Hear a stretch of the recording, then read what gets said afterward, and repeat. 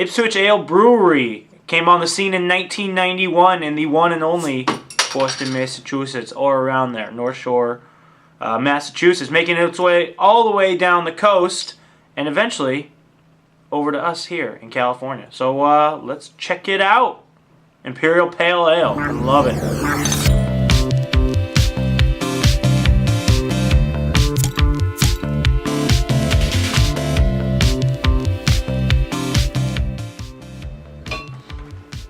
Ooh, that one smells good. Ipswitch Ale. What's up, everybody? I'm Pat. I'm Scott. Welcome to The Beer's Gone Bad. For any of those who just joined us tonight, this is how we do it. We're gonna walk our way right through this beer, end up at the end with a rating, and then see you later. So, 3D glasses.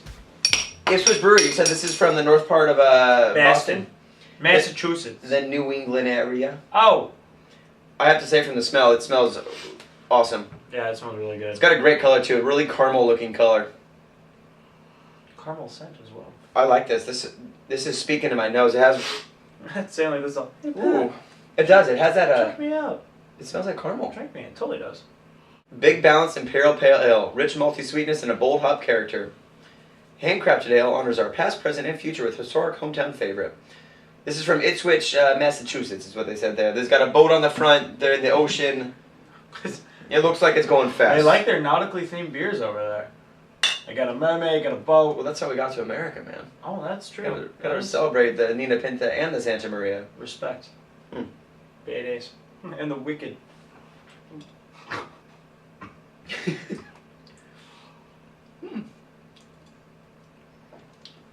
That's nice.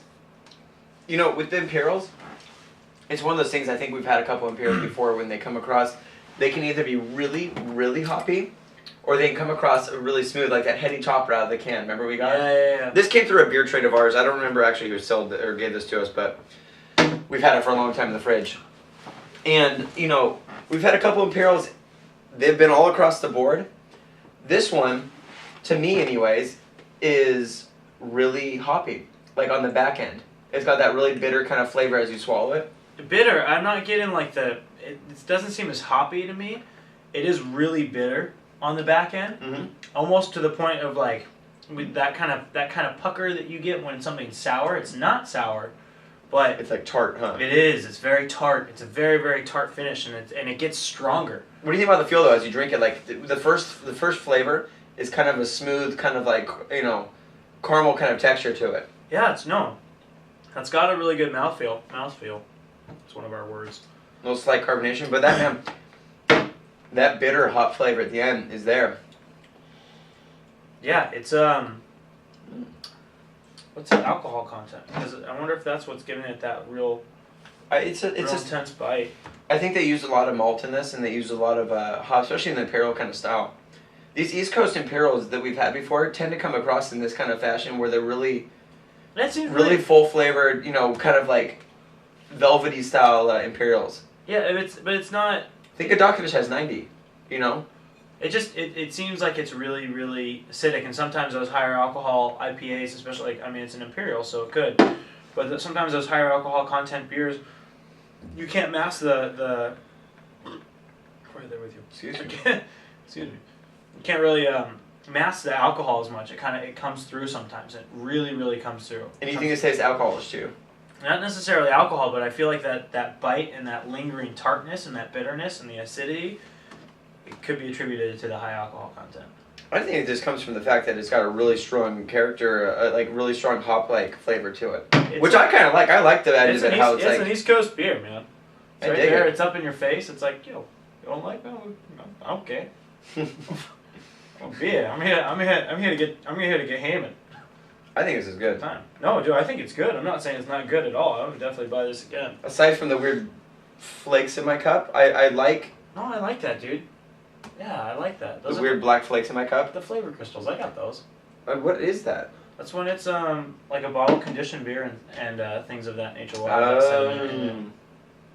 Correct me if I'm wrong, if you know, ladies and gentlemen, but I don't believe I am. Great color. Great smell. Excellent smell. I like this one. Out of 10, I'm going to give this guy like a good 7.5. Where are you drinking? This to me is a, you know, obviously there's a boat in the front, but if this was in some kind of like somewhere near the water. Like I like the cold salt air in my face. Something about. Would this be a crossing beverage for you? Like Master and Commander style, like coming across from England. Oh hell yes! Right? This would be something where this is like an old school like hand in the chest kind of beer. Exactly, like get it out of a big wooden barrel and fire up the cannon. I bet this is really nice on cask. Probably cuts a little bit of that, like comes across a little bit. A little smoother. Yeah, a little smoother, a little less carbonation there. I enjoy this. I think that hop, because we both like the hop kind of idea and the flavor that it produces, and I think on the back end when you actually swallow it and actually have that flavor in there, it's nice having the hop in there. It is a little tart though. I like it though. I'd buy it again. What do you give it? 7.5? I'm gonna give it 7.5. I like this. I'm a big Imperial guy. I'm going to embrace the quarter kind of system here, and I'm going to give it a 6.75. No worries, man. That's where I'm sitting on this guy. I would buy it again though, and if someone brought it over, I'd be like, all right, dude, I'm down with that. But I don't know that I would choose this over some other Imperials that I've had. Like if it was this or Green Flash.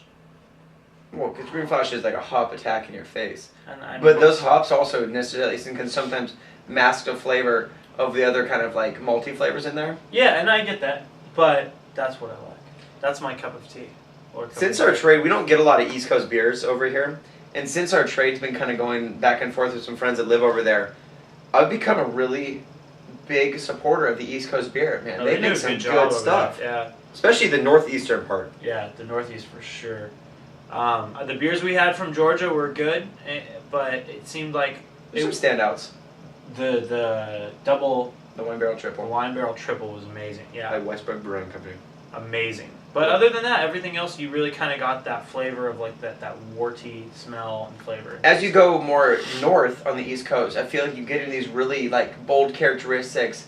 They embrace this multi-hop combination, like we embraced hops and just like over the top here in San Diego. No, it's a very diagonal thing going on. Yeah, a lot of love. They got it. They got it dialed. I mean, they do good beers over there. So well, I gave it a 7.5. Scott gave it a 6.75. Ipswitch, you guys did a great job. I'd love to try some other stuff. Hit us up. We'd love to try some more things on the West Coast here. From The Beer's Going Bad, I'm Pat. I'm Scott. And guys, go try a new beer tonight. Test your palate. Enjoy. Good night. Peace out. And go f*** yourself. Oh!